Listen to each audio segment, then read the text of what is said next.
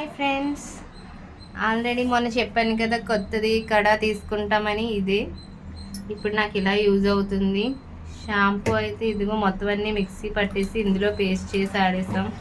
మందార, గోరింట, ఉసిరి, వేపాకు, మెంతి పేస్ట్ ఇవన్నీ. ఇప్పుడు షాంపూ అయితే చేయడానికి రెడీగా ఉంది.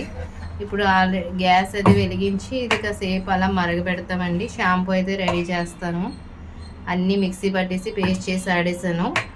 సో కరెక్ట్గా టెక్చర్ అయితే మీకు కనబడుతుంది కదా, షాంపూ టెక్చరు. ఈవినింగ్ కల్లా మనకి షాంపూ అనేది రెడీ అయిపోతుంది ఫ్రెష్గా. గుంట కలగరాకు, గోరింటాకు, ఉసిరి, మెంతి పేస్ట్, మందారం పేస్ట్ ఇవన్నీ వేసి మిక్సీ పట్టి మొత్తం వేసాం. సో మీకైతే ఎలా ఉన్నదో నాకు తెలియదు, కానీ నాకైతే మంచి స్మెల్ వస్తుంది. చాలా అంటే చాలా బాగుంది స్మెల్ అయితే. కలోంజీ సీడ్స్ ఇవన్నీ మొత్తం అన్నీ లోపల ఉన్నాయి. ఇవన్నీ మరిగాక మనకి షాంపూ అయితే చూద్దాం friends. Bye bye, thank you all.